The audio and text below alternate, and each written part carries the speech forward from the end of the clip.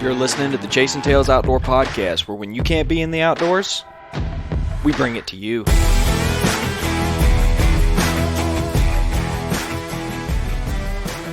Hey guys, welcome back to another episode of the Chasing Tails Outdoor Podcast. We had a bit of an audio issue on the intro of this, so the first 10 minutes of this is a little bit sketch, but it cleans up right after that, and we go back into the quality audio experience that you guys come to expect. So stick with it for about 10 minutes. If you can't take that, just fast forward about 10 minutes. It's really not that bad. I just wanted to let you guys know up front that we did have a little bit of technical difficulties there for a minute, but hope you guys enjoy. Welcome back to another episode of the Chasing Tails Outdoor Podcast. My name is Walt. His name is Chase. And each and every week we've got one goal: to help motivate you, inspire you, entertain you, so that you get outside and enjoy something in the outdoors. We don't care what it is. Obviously, we have our biases, but we just want to get you outside and enjoy all the different wonderful things that we have to enjoy outside. And so this week, we are continuing the dialogue on deer hunting. We've got a South Florida. I'm going to call him what it is. I think this dude's a legend the way he gets it done in the outdoors. He spends almost as much time in the outdoors as Chase does. And the guy works in the outdoors. So, dude, why don't you tell everybody who we got on here tonight? Yeah, we brought on the show Ryan Nitz. He was a guy that has been requested by many of the members, or by some of our Patreon members, and I've also talked to other people that listen to the podcast. They've seen his Instagram. They've seen him posting some big bucks. They know he's a South Florida guy, and they were just kind of like, hey, man, get this guy on so we can find out how he does it. Yeah, man, it was a great time chatting with him. This is going to be one of those where we zip through a lot of information because there's a lot there to unpack. I mean, anytime you spend as much time in South Florida as he has, killing as many big deer as he's killed, I mean, it's a bang up time. Hearing him kind of break it down, and I mean, it was almost like speed dating. We hit each topic pretty quick. A lot of information there, and he's graciously agreed to jump back on the show and answer any questions you guys may have. And I think we're definitely going to have him back on for turkey. So, John Porter, this one's for you, buddy. You mentioned Ryan Nitz a couple different times, and I'm glad to say we have officially had him on the show. Yeah. I was excited when he agreed to come on. I know he had a few things to do, and that's kind of why the episode's maybe a little bit shorter this week. He had some obligations that he had to get to, but I still think he covered quite a few things. It's funny to me that we both hunt the same state, yet we hunt totally different terrain and different tactics, different strategies. It's just, I mean, like I said, South Florida is kind of like going to Africa or something like that. It's just completely different than it is up here. And he didn't really sell me on wanting to come down to hunt South Florida. Oh, that's funny, man. Yeah, he put out a bold challenge. I think he dang near dared anybody who was interested to come down there and hunt it, because it's not going to be easily earned. That's for sure. No, it doesn't sound like you just pull up to the WMA and you've got it figured out in a day or two. According to him, it takes years. And we also had, I think his name was Trent Streeter on the podcast last year, back in August, when he killed a big deer down there. And the same kind of the same story. I mean, it takes years to get to know those areas down there. And we've kind of been talking about that before on the podcast, where it takes years in Florida to be able to figure out the deer here. Oh yeah, it does. I mean, this will be year 5 for me, and I can tell you right now, I'm nowhere near learned. I've got a whole lot more to go.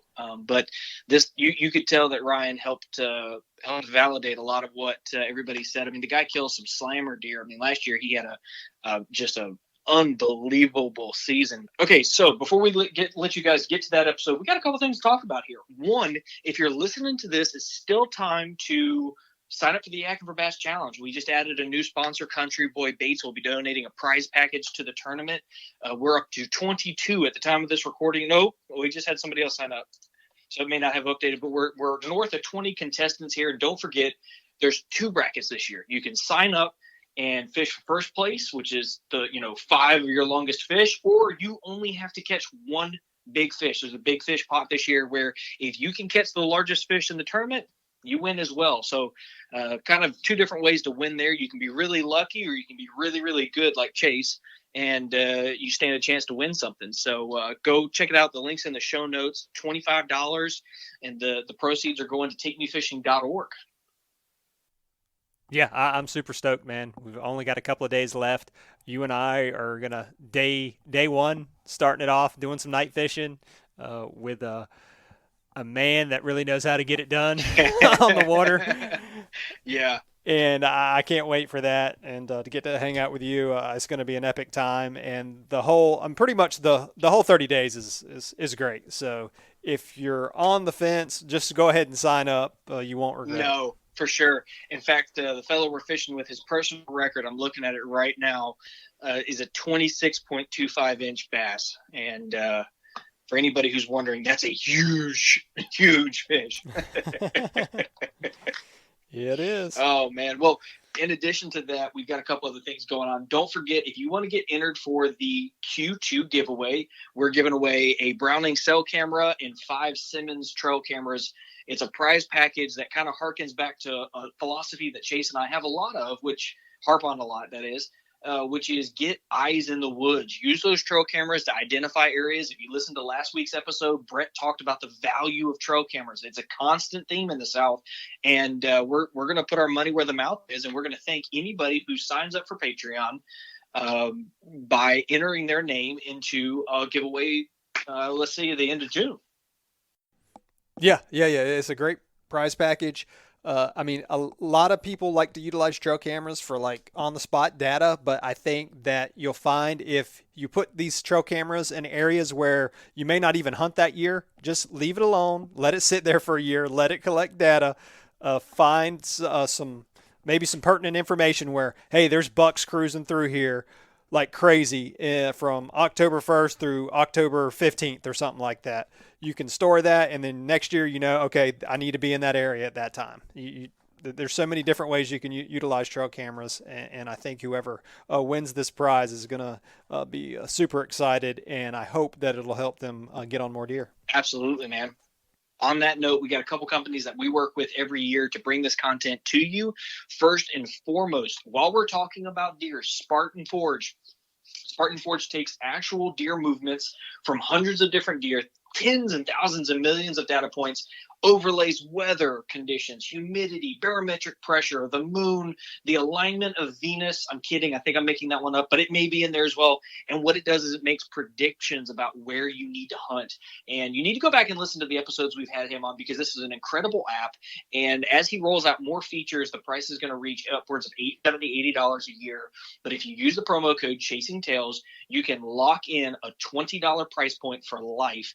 And I'm going to tell you right now, there's not a person I've spoken to who has thoroughly used this app and said that it wasn't just Johnny on the spot. It's amazing. I heavily encourage you guys to go check it out. Spartan Forge.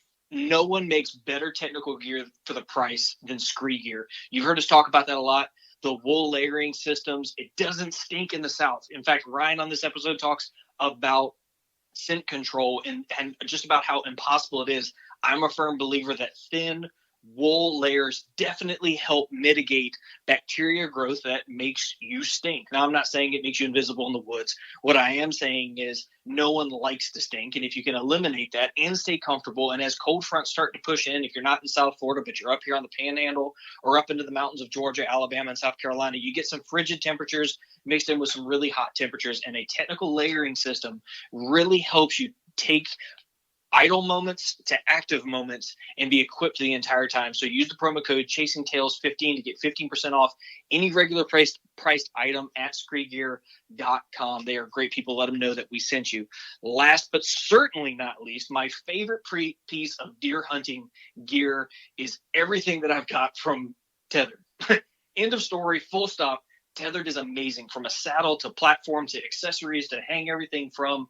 Climbing systems with the new Tethered 1 climbing stick. Tethered is a remarkable system that honestly I believe changes the way that you can hunt deer. We've had multiple guests come on and all give their testimonies. Saddle hunting is the way to increase where you can hunt, how you can hunt, and get closer to bigger deer. And Chase, I think with that, it's time to let them onto the show. Yeah, let's do it.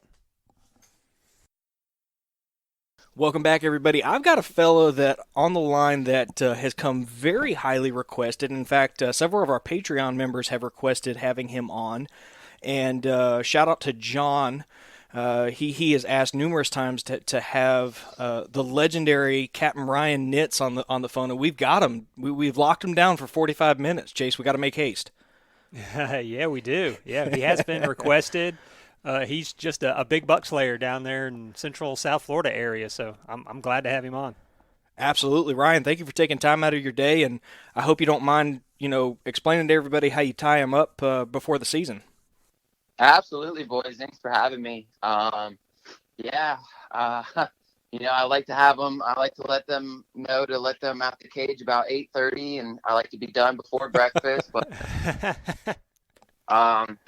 man, Florida whitetails. I've hunted. I would say 99% of it's public land in Florida, but every now and then I do get to go out of state, and whether it's private or public, and I can promise you, if you want a challenge, there is nothing harder than killing a South Florida whitetail on public land. And I've just been fortunate enough to, have the time, and that's really all what it comes down to is having a lot of time out there. A lot of people aren't fortunate enough to have that time where, they might be able to only hunt maybe 2 or 3 days the whole year, where, I kind of can make my own schedule. I've been lucky enough to have the opportunity to go out there when, once it's hunting season, and I'm out there almost every day. And I think that's, a huge success, a huge key to my success. Yeah, so let's unpack that a little bit. What do you do for a living down here in the Sunshine State? Well, I used to do pest control. I did that forever. I did that for 5 years. As soon as I got out of high school, that's when I started hunting. Once I finally had my license and my mom would let me leave the house, which wasn't until about 16. So basically once, senior year in high school, I'll say about 18, 19 is when I really started hunting. And that was a particular piece of public land, 20 minutes west of my house, which was 60,000 acres. And, it seems like a lot of land, and it is a lot of land, but, down here you're allowed to use buggies, which, those boys on those buggies can get anywhere they want. So 60,000 acres, the swampland. The deer are really, really, really hard to kill there. There's so much cover. There's so much swamp. There's so much predator. There's so much pressure. It's not like hunting a cornfield in Iowa. So that's where I learned how to hunt. And, you can ask anyone who's hunted that place. If you can kill a buck out of there every 10 years, you did a good job. I mean, just killing a buck there once is an accomplishment. So that's where I learned to hunt, and that's really where I sharpened my sticks and stones there. Anyway, so yeah, 19 I started hunting it. I did pest control up until I was about 25, and believe it or not, my girlfriend made me get an Instagram. Didn't want to get an Instagram at the time. Now I'm talking, this is probably 8 years ago when Instagram was coming up, maybe 7 years ago. I didn't want to get one. I was like, no, I don't want to get an Instagram. Well, finally got an Instagram and just started throwing like videos on my GoPro of these big fish towing me around. And long story short, that kind of blew up my Instagram so big to where it later developed into me becoming a guide. Primarily, it was going to be first of just a fishing guide.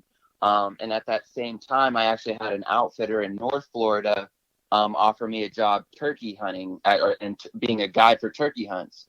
So that was probably 5 years ago when I was 25. That's where the guiding all started coming into place. And, in between, when I was doing the pest control, I would work all day long, and I kid you not, man, every day after work or on the weekends, that's all I did was spend time in the woods. I mean, that's all I did. There was no, partying, no, nothing. It was either work or woods or work or fishing. And that's really all I've done.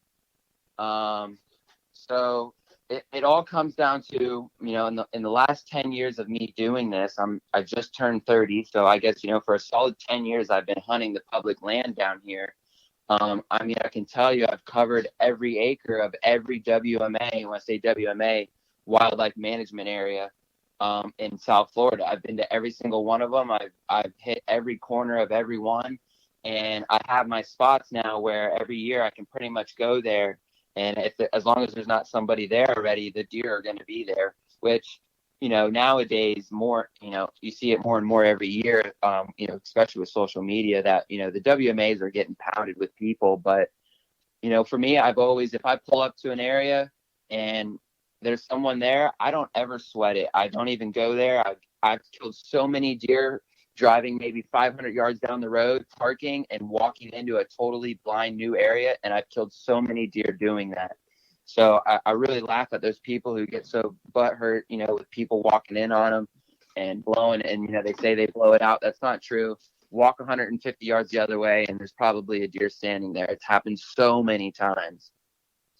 So I know I'm rambling, but when we start talking Florida whitetails, that's what it gets me. No, I think that's exactly what we're looking for. I mean, so immediately at the jump, I've got a couple questions. First and foremost is, have you noticed there to be a pattern or some trend across all of those? You mentioned all the different WMAs you've been to. Have you noticed some form of behavior or habitat that has been beneficial for you that's kind of, been identifiable across all the different WMAs, or is it just a broad skill set for you? Well, a big thing is water. And I think a lot of people are afraid to get their toes wet around here. When I say water, I mean, I've killed a lot of deer in 18 to 24 inches of water. Literally, my climber will be in a tree where if I drop my phone, it's in 2 foot of water almost. And so, yeah, and every WMA around here has got water. So if you can get into some of these areas where you're kind of, uncomfortable, that's where those deer are. And I think, I see, and I'm not saying, I've killed deer, 100 yards from the parking lot. That can happen, but them big 5-6-year-old mature bucks, they're in areas where, people really just don't go. And that's when that's when the water comes in, because other than that, like I said, the WMAs, they get hammered, especially now with e-bikes. E-bikes are a huge thing now, and it's brought, like, I can't lie, I bought one. It's some of the best money I've ever spent. And some of the deer I killed last year, I wouldn't have been able to kill without them. Because you're talking 4 to 8 mile treks. And if you kill, 140, 150 pound animal, and you got, 4 miles to go through the swamp, forget about it. So e-bikes are a huge thing. Hunting water has been a huge thing for me. I'm not afraid. I usually don't even a lot of people know that I don't wear boots. Most of the time I literally go barefoot. And that's just because, one, the water's so deep, it's going to go over any boot you wear. And two, I like to do a lot of walk and stalking. And it's not really something I recommend for many things. One, if you're not patient, walking and stalking is not for you, because people don't understand how slow you really have to walk. You can get down and walk around, and most of the time they'll say, "Oh, well, I didn't see anything." Well, you know what? You probably spooked $3 and, whatever it is, because you don't understand how slow and how tuned you have to be, like, with way far ahead of you and way close to you. So it's really kind of a skill you have to kind of acquire. And I think most of that was me, when I was a kid, I used to go hog hunting all the time, and I killed so many hogs. That's how I kind of really learned how to walk and stalk. And but yeah, walking and stalking is huge. So those two things, e-bikes and water, were my two big success stories for this year. I would say those are two big contributions. Okay, Chase, your turn. I'm just going to hog this, otherwise I've got so many questions. Well, do you run any cameras down there? I'm not too crazy with the cameras, because a lot of my hunting, I bounce around so much to different properties that I'm really, by the time I get one on camera, it's not like I'm going to pattern that deer and kill that deer. You don't hardly ever are going to pattern a deer here on a WMA. That rarely happens unless you have a quota hunt, which, if you're not familiar with a quota hunt, they'll say, there's a 20,000 acre piece and they're only going to let 30 people hunt it. Well, if you get that quota, a lot of times you only have 3 days to get it done. And if you don't get it done in those 3 days, that's it. Sorry. So yeah, you can run cameras on those type of hunts, but even then, that's only giving you a 1% picture of what's really happening. And so you can utilize them. I mean, cell phone cameras have been a huge thing for, so I'm a guide as well. And, the cell phone camera, holy smokes, that's a game changer. For Florida whitetail purpose, you don't have to go in there every week and check your camera, which these, I'm not too big of a, don't get me wrong. I used to always check my camera maybe every 10 days and whatnot. But a 5-year-old mature whitetail, dude, if you're checking your camera every week, you're probably never going to see that deer ever. That deer knows. The deer knows. And I've had cameras out where it's like 10 days seems to be the mark where the area finally clears out and that buck starts to come back through. So with cell phone cameras now, you can stick that thing up and not go in there every week. And you'll see after about 2 weeks, the bucks will start rolling through there. So if you're in there every week, that deer, he figures that out. So with quota hunts, that can happen, especially once quotas come out. I've seen it. You go out there all summer long, you do all your homework, you get on a buck, and when they're in their summer pattern, they're very patternable in the summer. You can go out to an area and see them almost every night at the same time. And when those quotas come out, everyone's out there scouting. And those deer are like, oh, okay, boys, it's time to head, into the 20 inches of water that I was talking about. It happens all the time. So pressure is just, you can do whatever you want with the cameras, but the people coming through are going to push things around. What was the question again? It was just that I was just wondering if you utilized cameras at all and if you found them beneficial. I more rely on just my spots now. Over the years, I already know that there's going to be deer there. I've had the cameras there, so I've had people cut down a full-grown pine tree to get my camera off the tree, and at that point, I was like, all right, what? Forget this. Okay, I'm not going to do it. So I kind of just, like I said, most of my spots, I don't really hunt the same area more than 2 or 3 times throughout the year. So I have so many spots. I hunt it for 1 or 2 days and I'm on to the next spot. And that's probably another huge factor of why I'm successful. I'm always bouncing around. Your best chance of killing these deer is on that very first sit. So that's probably another huge factor, I would say. So what were some of your resources as you underwent this this task of hunting public land? What resources were you using to advance yourself as an outdoorsman? Were you solely self-taught, or were there a piece of like everybody likes to be like Dan Infalt, John Eberhart, Beast Tactics, Hunting Pressure? I mean, were there any resources that you found applied to Florida that maybe people are overlooking? Not really. I mean, for hunting wise, my dad got me into hunting. He taught, he brought me on a few hog hunts, and that was where I, that's how I learned it, but never really taught me on any of the public land or anything like that. But it was always in my blood. So I kind of just picked it up through, some of my friends in high school that hunted. And that's kind of how I got into it. But other than that, there's not really any programs around here that promote it or anything. So, I get a lot of people fishing that, if they've never hunted, they're never going to hunt, because if you're not really born into it, or someone, teaches you at a younger age, you really don't get into it. And there's really not that many programs around here that, put the kids into hunting or anything, if that's kind of what you're asking. One of the things we find a lot is there are people who put out information like this is how you should hunt deer, and a lot of times there's a disconnect, a genuine disconnect, because there aren't farm rows, there aren't agricultural fields. There seems to be kind of sometimes a void of good resources that if you're coming into hunting later in life, your mainstream sources don't tend to apply to Florida. It's its own little kind of animal there. I think it's interesting what you say about it. Kind of sounds like you're hunting pressure less than maybe hunting deer per se. Like you're identifying good deer, but it seems like you're trying to identify where they're going to go once the Orange Army, for lack of better words, hits the woods. Oh yeah, I don't.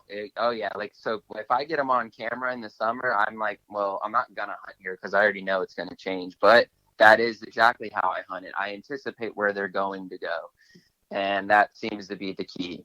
Um, most people, let's say most people go in a mile. I'm going in 3 miles, and that's just like pretty much anywhere. You got to go a little bit further than the next person, and usually going in further is going into the water. It seems for me. That makes sense. When you're doing your spot and stalk, are you mainly carrying the rifle when you do that, and how do you balance like running into other people? No, that's mostly. I mean, it's all seasons really. Gotcha. Typically, like if I have a 3-day quota hunt, the first day is I'm in my climber. I'm in the climber where I've scouted probably mostly of the summer. Wherever I think that deer's going to be, that's where the climber's going on day one, and that's where I'll sit all day.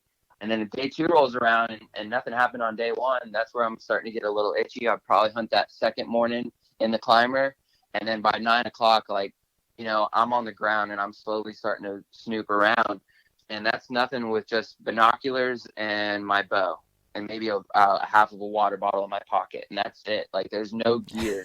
There's no there's nothing. And a lot of times it's just board shorts. I just wear, camo board shorts, and half the time I won't even have a shirt on because it's, no joke, it'll be 95 degrees out here, and the deer will be rutting. Our deer down here start rutting in August. I mean, some of them, some parts of the state, they're even in July they start to rut.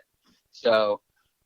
But for here, it's mostly late August and early September. That's the prime rut for like this area. And I mean, it's 90 degrees. It's -5 mph wind. It's terrible. It's the most miserable hunt you'll ever have.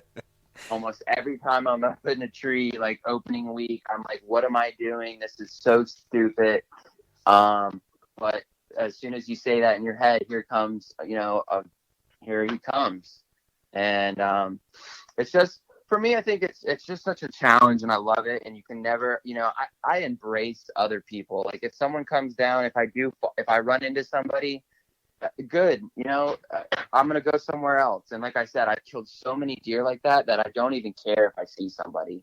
And most of the times they're spooking them, or I've watched deer. I've been in a climber, and I've watched deer watch somebody walk by. So I'll be in my climber.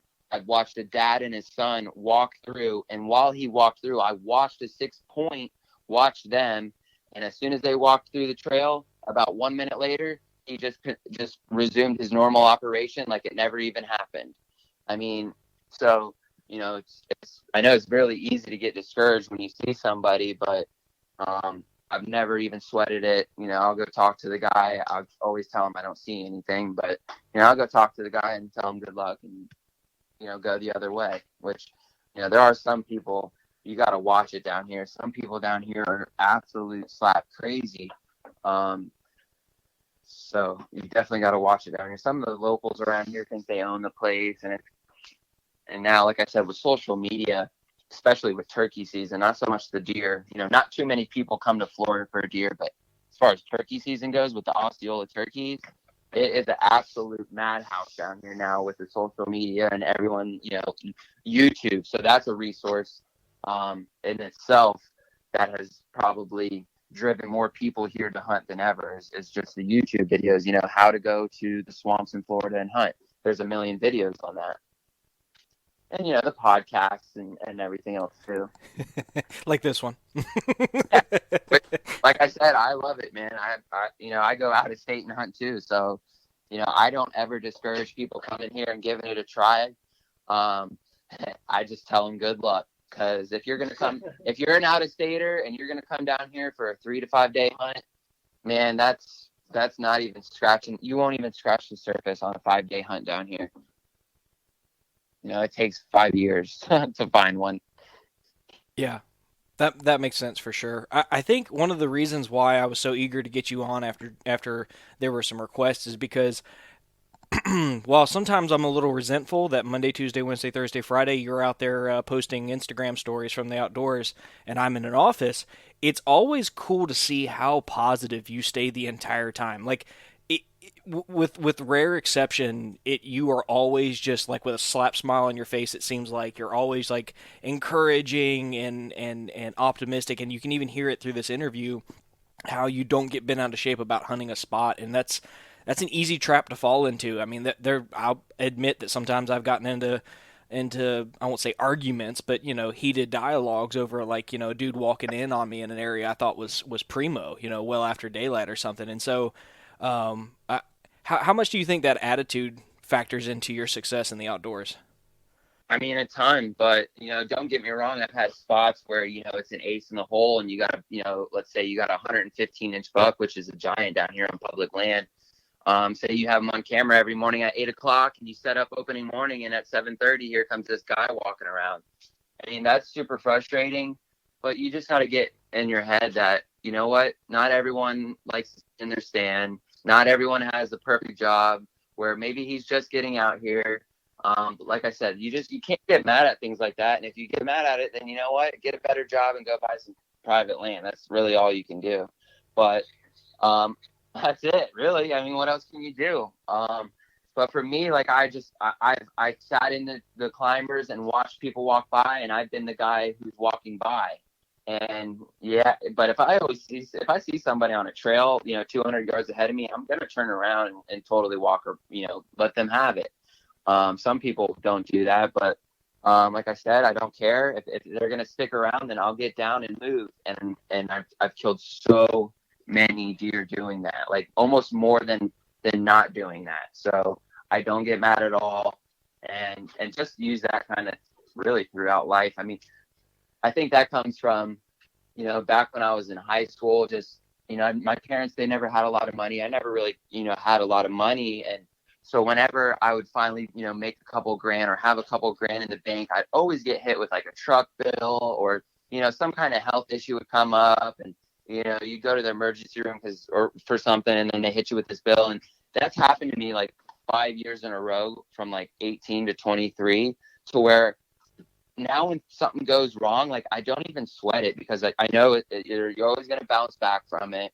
It's fine. It's whatever. It's just the way life goes. And the sooner you can just realize that, life's so much easier. So I just apply that to hunting too. You can sit there and cry about it, or you just get over it. Okay, it happened. All right, on to the next thing. And that's pretty much where that came from. I know that's where that came from, because I used to always stress about it. I'd always stress about, okay, I got 2 grand in the bank, and boom, something would happen, and I'd be devastated. And now, it doesn't even affect me. Obviously, I make a little bit more money now, but that was kind of the general idea where that came from. Don't sweat it. Yeah, absolutely. I think it's easier said than done, but you've obviously practiced and rehearsed it enough that it's paying dividends. And I try. My co-host, he's got a nickname that everybody likes to call him Iceman, because he never gets rattled. In fact, I've only seen him like elevated once, maybe twice, in all the years that I've known him. And so I try and channel my inner Nitz and Chase over there, because I tend to be that guy that gets a little too invested. Right, and the emotions definitely sometimes get the best of me too. I'm sure you followed my Instagram where I got into it with that old guy on the seawall the other day. So yeah, but that was different. Well, I think there's a difference between two guys bumping into each other in the middle of the woods and some dude trying to prevent you from doing something legal just because they don't like it. I think that's like two totally different. I applaud the way you handle that dude, because he's just being a jerk. Yeah, he's miserable in his life, which it sucks. But yeah. Well, Ryan, how do you we were talking about quota hunts earlier. A lot of people like to get quota hunts down here in Florida. How do you approach a 3 or 5 day quota hunt? Like what type of scouting goes into it and all of that? So yeah, we apply right now. Now's the applications. They're going to come out in about a month. They're going to probably come out, I think, late June, which gives you about 2 full months before the hunt. And for me, I probably won't set out any cameras. Like I said, for me now, I don't do too much scouting. I'll go out there maybe like 2 or 3 weeks before the hunt and just kind of glass some of the areas and make sure like the area I want to hunt's like looking okay. But before, I would just go out. I just going out there and putting the time on the foot, walking around and looking for, I mean, you don't really see scrapes here, or, you'll see a couple rubs. So you're, looking for some rubs. They'll start rubbing right before season here. And if you can get on a good rub line and just, actually sit it all day long, you will kill. I've killed a lot of deer. I've killed more deer in the middle of the day than I have in the morning or afternoon. So that's probably another huge factor. I see so many people. You'll see at 9:30 comes around, you'll hear all the trucks fire up. You'll see the e-bikers starting to clear out. I've killed, some of the biggest bucks I've killed were probably right around 1 o'clock. Middle of the day, sun straight over my back. Yeah, it's always perplexed me how the quota hunts pose such a unique challenge, because what you said, let me dig a little deeper into something you said earlier. How far do you feel like you go from where you identify whitetails to where you find them after the pressure picks up? Oh, a mile. Okay. Yeah, but I would say typically 1 mile to 2 miles, because there's a couple sections that I hunt that are kind of in blocks, and yeah, definitely I would say 1 mile.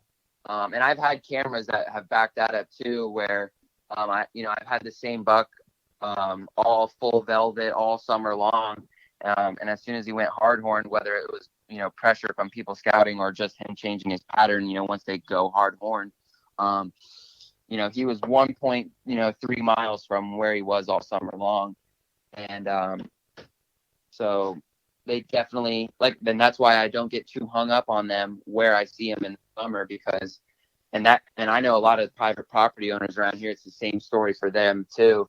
As soon as those deer lose that velvet, they're a totally different animal, and they are probably leaving that area. And if you followed me for a while, you've seen that a lot of my wildlife photography, I've followed a big group of bucks in a preserved area around where I live. I say preserved, you're just not allowed to hunt there. They're wild deer, it's wild woods, but you're allowed to walk through there and jog or whatever. And so for many years, I would go in there with my camera and just watch these deer. And that's, another place where I learned a lot. You learn a lot when you just watch an animal and you don't kill them, especially with the bucks. I would go in there, and all summer long in this particular area, there would only be does. You might see a 2 or 3 year old buck every now and then. And then come August, the place would just erupt with these bucks. And what they were doing is they were swimming across a giant canal. As soon as they lost their velvet, they would all come from a whole nother section of woods, cross a canal, a really big canal, and get into this area where all these does were, which, was probably, I would say, almost another mile again. And they would come in there from August through late December, and as soon as kind of that rut was over, January, they were back over on the other side, away from all the deer, and kind of would start to isolate themselves again. So, if you do find a nice bachelor pack, and you have maybe the first archery hunt, yeah, you might be able to get in there on them on an early archery hunt. But after that, don't rely on hunting that same area just because you saw them there in the summer, because, chances are they're 1 mile away. Interesting. I've got to find a way to try and apply this, because we hunt a lot of areas that, most of the areas I hunt in Florida tend to be quota only, just because the non-quota only tend to be heavily dog hunted up here. And so right. The range, the natural range that the deer have here when they're not pressured is monstrous. I mean, it's just unfathomable. I think it would blow people's minds in other states how far a deer travels. I think probably just to get what it needs to survive. I mean, I get a photo of a deer in one area, and it's 1 mile away a day later, and there he is just walking through. It's not the rut. He's not going on some expedition. That's his home range. Yep. Absolutely. So then applying that to some of the heavy pressure spots, maybe maybe they don't go quite as far, but maybe I could find some areas that don't have that dude walking through as much during the day, and that would be the area I'm looking for. Yeah, and the thing is, you can never predict who's going to be there on what day. Every year there's a new group of hunters in there getting that quota. There's a new group of hunters with different tactics. You could go in there on day one, nobody be in there. Perfect. I'm going to go in there day two, crush them. Boom. Day two comes in. There's 3 people in there. So you just gotta, if I tell anyone, if you're going to do it, just don't worry if you see someone or if someone blows you out or you think they're blown out. Either sit there and keep hunting. Like I said, I've watched deer, watched people walk right on by and boom, they'll pop out. Seen that happen. Or I've got down because I was discouraged. There is a point where you're like, all right, you know what, I'm out of here. And like I said, I'll get down, go to the truck, drive a mile down the road, go to an area I've never even scouted before, kill a giant buck. So it's just the way it goes. How many times will you hunt an area before you'll leave it because you aren't seeing what you're supposed to?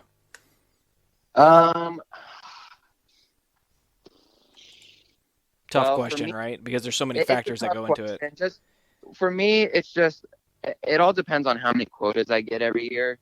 I got a lot of buddies now. Obviously, when they get the quota for a particular area, they want me to be their guest because they want me to bring them to the spot, which works out for both of us. Mostly the time me, because I still end up shooting them first, and they get. That's just the way it goes. I tell them, I say, I give them the choice too every time, because this is the problem. I say, you can sit in my stand or I can sit in your stand. Which one do you want to sit in? Because I don't want to hear, oh, you put me in the crappy spot, because that happens. But if I give them the choice now, I said, which spot do you want? They sit it, and it's. But so what I mean by that is I don't ever get to hunt the same spot that long anyways, regardless, even if I do find a big buck, because I'm going, okay, so this spot opens first. I'm going to hunt that spot the first week. Well, after the first week, the second week of hunting season, I have a quota hunt. So I'm going there on the second week. Well, then the third week comes by, another WMA opens up and I'll hunt there. And then by then it's muzzleloader season.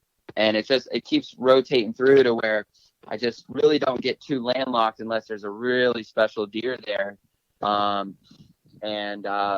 Without the cameras running, I mean, I'll run cameras actually once I start hunting an area just for that week, that particular week. If I get in there let's say I get in there on a Friday, I'll set the camera up on Friday and hunt that for a few days. And I'll check that camera, because I'll set it right there at my climber, and y'all have deer coming right then and there. And if I get a deer like that night, I'll hunt that area a few more days. But I don't ever get too hung up on one particular area ever.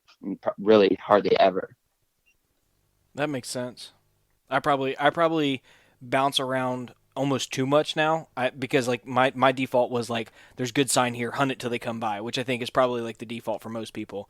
And over the past couple of years, I've gone the exact opposite, where it's like I'm just bouncing around all over the place. I probably need to find some middle ground once I get familiar with that area. Find some middle ground of areas that seem to be high percentage areas and focus on them, because that seems to be what kind of Chase has been able to do in the north central area, where he's identified good areas. He bounces around, but he doesn't. I don't. Correct me if I'm wrong, Chase. I mean, I don't think you bounce around like radically.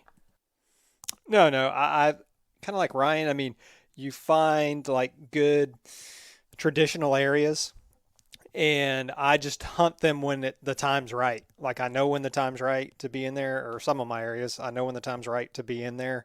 And I never go in there like if the wind's wrong. I'm not constantly going in there checking cameras or anything like that. So I think just luckily I can kind of leave them alone in some of those areas and not have to worry about pressure. There's no such thing as scent control down here when it's 98 degrees. You want it. Literally, as soon as you step outside, you're sweating. So the wind is huge. If I can find an area that I typically know that's good, opening day, I'm going to go in there. Wind's out of the southeast or whatever it is, I'll set up, according to that.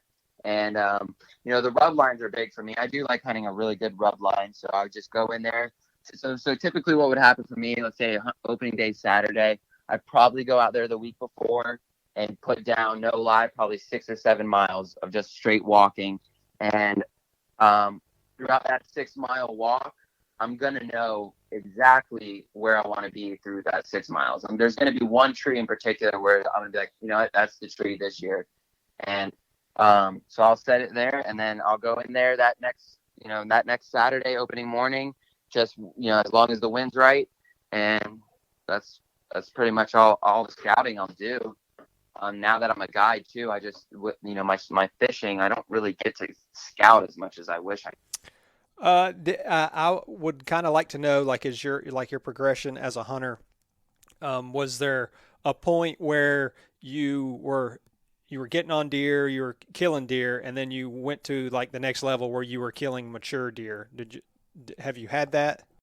That's happened throughout the last 2 to 3 years. Like pretty much last year is where I went from killing like 3-4-year-olds to like 4 or 5-year-olds, like all strictly real mature deer. And, that was just a really, really good year.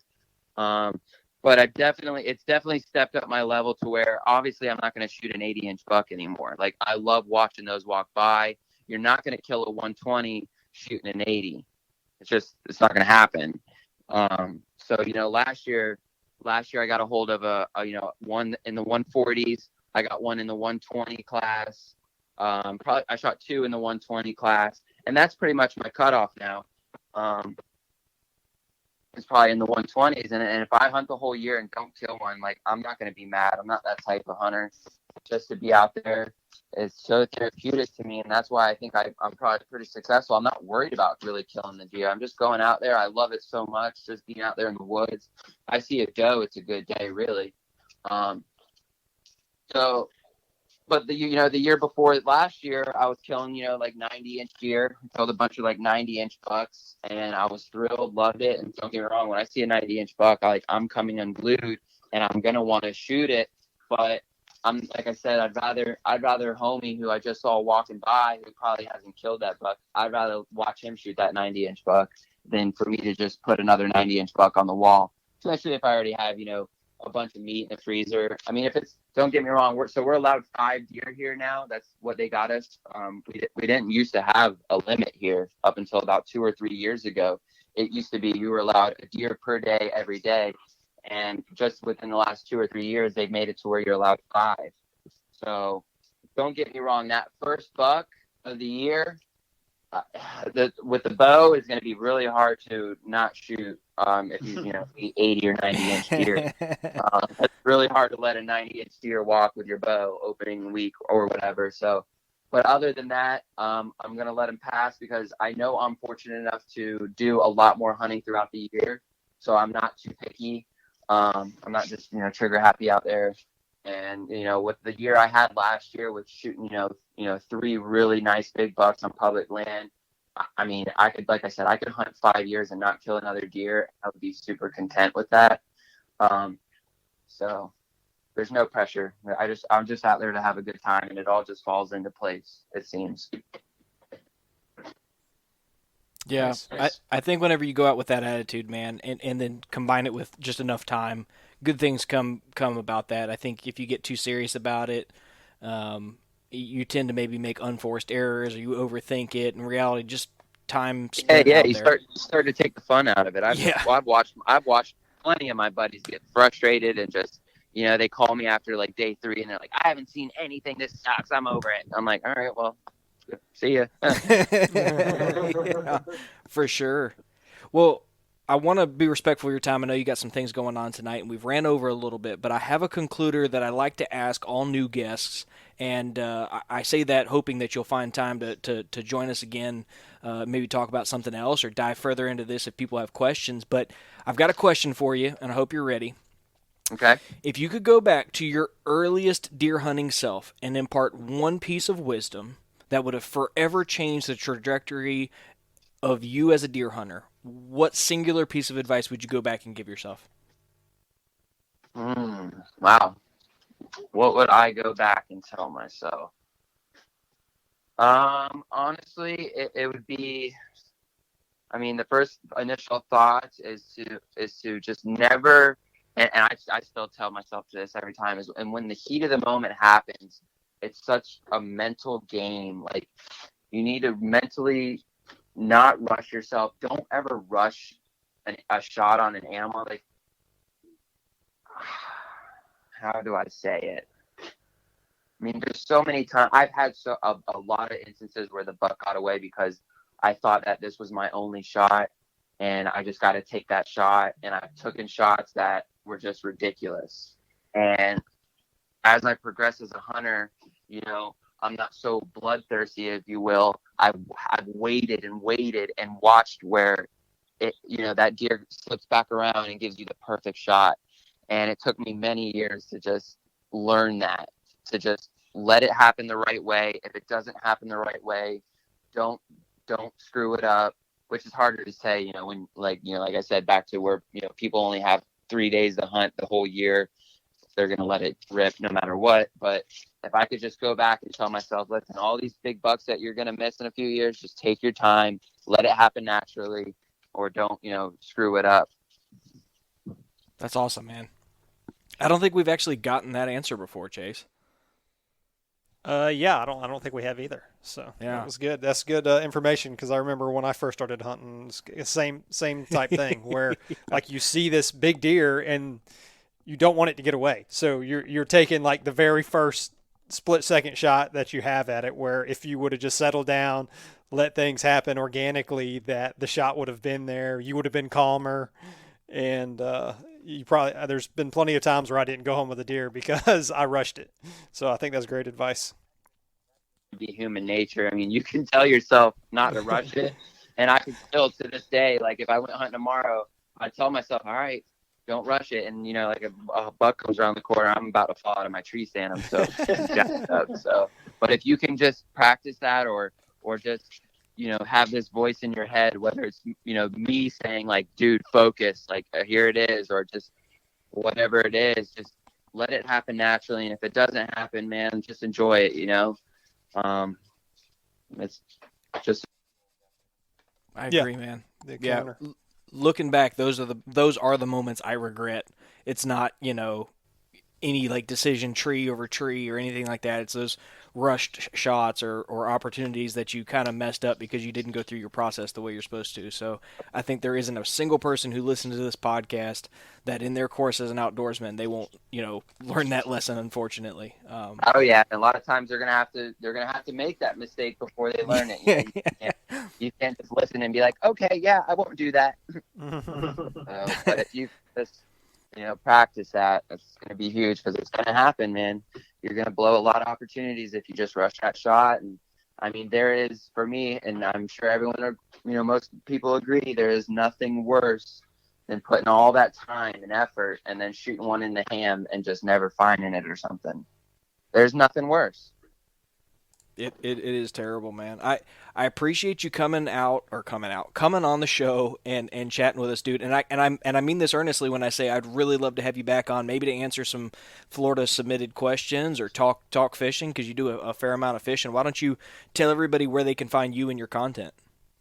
Yeah, most of my stuff is just pretty much on my Instagram. I'm not too big on any other social media. Instagram is where I throw pretty much everything on there. You can see what I'm doing pretty much day to day. And that's just my name, Ryan Nitz, RyanNitz. So I'm down to talk to you boys again. So you just let me know another time, get some questions, and we can run through them. Heck yeah, yeah. Man. I think we need to have him on next turkey season, because it looked like he had an epic season guiding and everything. So we definitely need to reach out to him turkey season. Yeah, man. Well, you know what? Shameless plug here. You've got a call company now, right?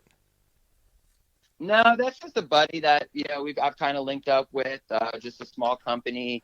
Okay. And he sent me some calls, and they were killer calls, and so I've been just doing some stuff with him. I got you. You want to drop for your buddy's name, since I went ahead and put it out there? Yeah, it's just Honeycomb Custom Calls. And I've ran through tons of calls. I've ran them all, and I mean, most people, and even to me, I'd say, well, how much difference can some mouth calls, be from each other? But every single one he sent me, I worked with like 8 other guides throughout turkey season, and I handed them out like candy, and all the guides threw away all their wood havens and all that. And we're like, dude, I'm running this. So that's what I do. I started running those, and I think he's about to start making some slate calls and whatnot, and just a good dude and a good company. So I support that all day. Heck yeah, man. Well, I appreciate you coming on. We're going to wrap this up. Hang on one second. I want to see you off. But, guys, if this has got you fired up, last week we kicked off our deer season talk or preparation. We're diving into tactics. We're starting to highlight guys that you want to see, topics you want to hear as we start to make the progression into the summer prep for deer hunting across all the Southeast. So, no matter what you do me one favor. If this got you excited, get outside and go do something. The weather's been too pretty for most of the country, and we'd love to see what you've been getting into in the outdoors. So until next time, get outside.